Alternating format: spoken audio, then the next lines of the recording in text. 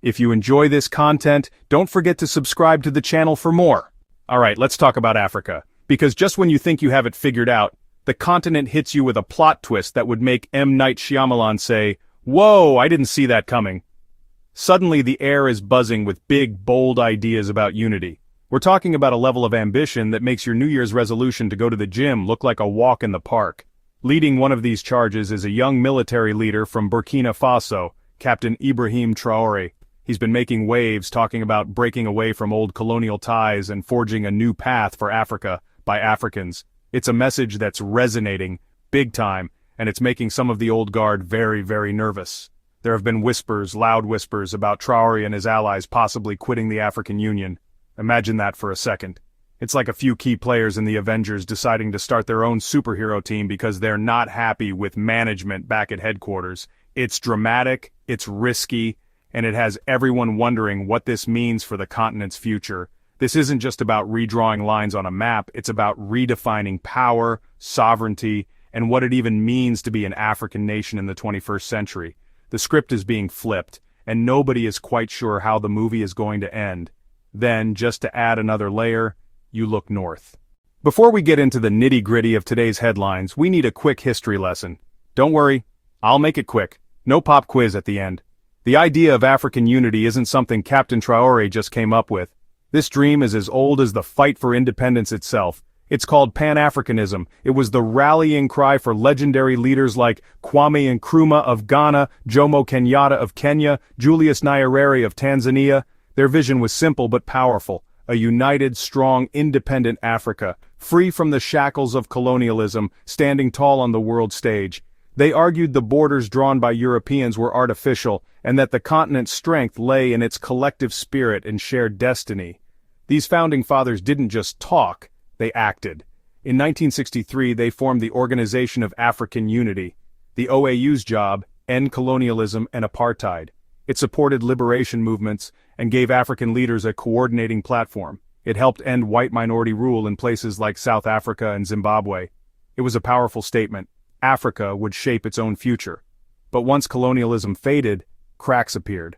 The OAU's non-interference policy often meant ignoring dictators and civil wars. The push for a United States of Africa never took off. National interests and Cold War politics got in the way. In 2002, the OAU was rebranded as the African Union. This long, complex history is the backdrop for everything we're seeing today. So, who is this guy shaking things up? Enter Captain Ibrahim Traoré. And when I say he's the new face on the block, I mean it. In a world where political leaders are often in their 60s or 70s, Traoré is in his mid-30s. He's part of a generation that grew up seeing the promises of independence and Pan-Africanism fall short. He wasn't around for the big liberation struggles of the 1960s. He came of age in a world of structural adjustment programs, ongoing conflicts, and the feeling that foreign powers still had way too much say in African affairs. He represents a youth demographic that is tired of the status quo and hungry for radical change. His background isn't in politics, it's in the military. He rose through the ranks of Burkina Faso's army, serving in elite anti-terrorist units. His country, on the front lines alongside Mali and Niger, has faced a brutal fight against extremist insurgencies. Traoré and his fellow soldiers felt the government was failing them and that international partners like France were failing them. They saw their comrades dying, they saw civilians being displaced, and they grew frustrated with a strategy they believed wasn't working. This frustration boiled over, leading to the military takeover in 2022. Once in charge, Traoré didn't just change the leadership, he changed the entire conversation. The African Union is supposed to be the big, happy family of the continent. It's where all 55 member states come together to sort out their problems, to make plans for the future, to present a united front to the rest of the world. Think of it as the ultimate group chat for an entire continent. Agenda 2063, a grand vision and blueprint, a peaceful Africa, a prosperous Africa, an integrated Africa. It aims to silence the guns, boost trade between African countries, ensure development is driven by Africans. On paper, it's beautiful. The founding fathers' dream for the 21st century. But like many family dinners, things get awkward. Too much talk, not enough action. Countless summits, stacks of declarations, turning words into change on the ground. A different story. Critics point to slow responses to crises like a political coup, humanitarian disasters, health emergencies. The organization is often seen as a club of presidents, leaders reluctant to criticize each other, especially on democracy and human rights. The result? Inertia. Big issue? Money. Can you be truly independent while relying on foreign donors? A wake-up call, reform, or risk irrelevance? Now, let's shift our focus north across the Sahara to Egypt. While Captain Traoré is busy rallying the Sahel, Egypt and its allies are working on a completely different but equally ambitious project. They're not just talking about an alliance, they're building a joint military force.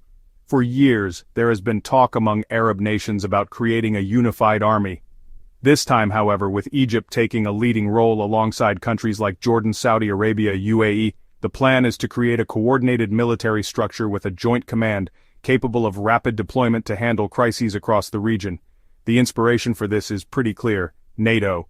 Built on the principle of collective defense, an attack on one is an attack on all. The Arab nations are looking at that model and thinking, why can't we have one of those? The region is facing a complex web of threats, from instability in neighboring countries like Libya, Sudan, to tensions with regional rivals like Iran, Turkey, as well as the persistent threat of extremist groups. For a powerful military state like Egypt, leading such an alliance is a way to project its influence, secure its borders, and establish itself as the undisputed security anchor of the Arab world. So now we have these two major movements happening on the same continent. Split screen, Sahel flags left, Egypt/Saudi/Jordan flags right. In the Sahel you have the Alliance of Sahel States, the AES, led by military governments in Burkina Faso, Mali, Niger. Their focus is revolutionary and political. It's about breaking from the past, especially French influence, and achieving true sovereignty. Their alliance is a mutual defense pact born from a shared struggle against jihadist insurgency and international sanctions.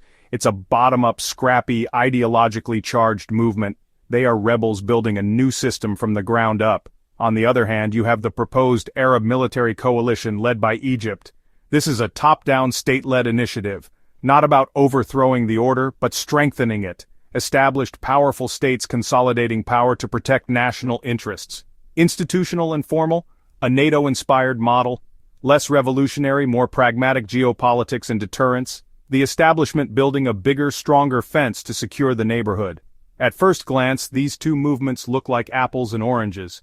One, a revolutionary pact of poor, embattled West African states. The other, a strategic coalition of wealthy, powerful Arab militaries. Zoom out, a common thread emerges. Both reject the post-Cold War security order. Two different answers to the same question: who will protect you in a multipolar, unpredictable world? So, what's the reaction to all this? As you can imagine, it's all over the place. Let's start with the leaders. Allies of Captain Traoré are calling him a hero. Mali, Niger. They see this alliance as a historic step towards reclaiming their sovereignty.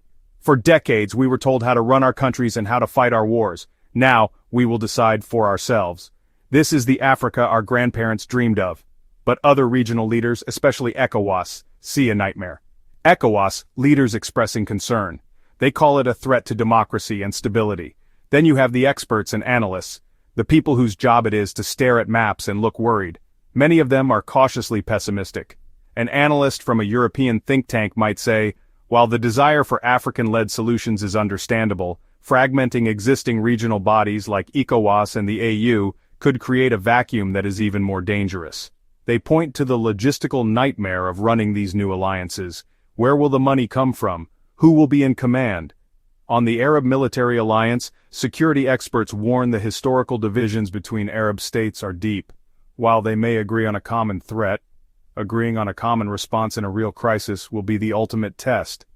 But perhaps the most important voices are those of regular people. Bamako, young people showing excitement and pride. Niamey, young people showing excitement and pride. Ouagadougou, young people showing excitement and pride. You see it on social media, in street art, in conversations at local markets. As exciting as these grand visions of unity are, we have to be realistic. The road to building a new, powerful alliance, whether in the Sahel or the Arab world, is filled with massive potholes and speed bumps. Let's start with the most obvious one: money. Running a country is expensive. Running a military alliance is astronomically expensive. The Sahel states are among the poorest in the world. Their economies are strained by conflict. Their economies are strained by sanctions. Their economies are strained by climate change. Where will they find the billions to fund, equip, and sustain a joint military force? Then there's the challenge of logistics and coordination. It's not as simple as just saying, we're an alliance now. You have 3 different armies, with different training, different equipment, and different command structures. How do you get them to work together seamlessly on the battlefield? Who gives the orders? What happens if the leaders of the 3 countries disagree on a strategy? A military alliance is like a 3-legged race. If you're not perfectly in sync, you're going to fall flat on your face. Finally, there's the simple human element of political will. These alliances are currently driven by the vision and determination of a specific set of leaders, but leaders change. So, where does all this leave us? What does it all mean for the future of the continent, and especially for its massive young population? Africa is at a profound crossroads. On one path lies the familiar road of the existing institutions, the African Union, the regional economic blocs, with all their strengths and weaknesses. It's a path of slow, incremental reform, diplomacy, working within the established global system. On the other path is a more radical, uncertain road being carved out by leaders like Traoré and the architects of these new alliances. It's a path of disruption, sovereignty-first politics, challenging the old order head-on.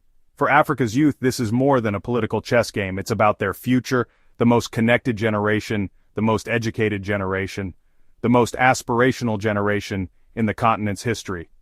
They see the vast resources of their land. They see the poverty and instability that still surrounds them. They are demanding a different outcome. The appeal of leaders like Traoré is that they seem to offer a shortcut to dignity and to prosperity, the hope, break cycles of dependency, break cycles of corruption, create economies that work for Africans, and security provided by Africans. Africa's youth are not just waiting for the future, they are trying to build it.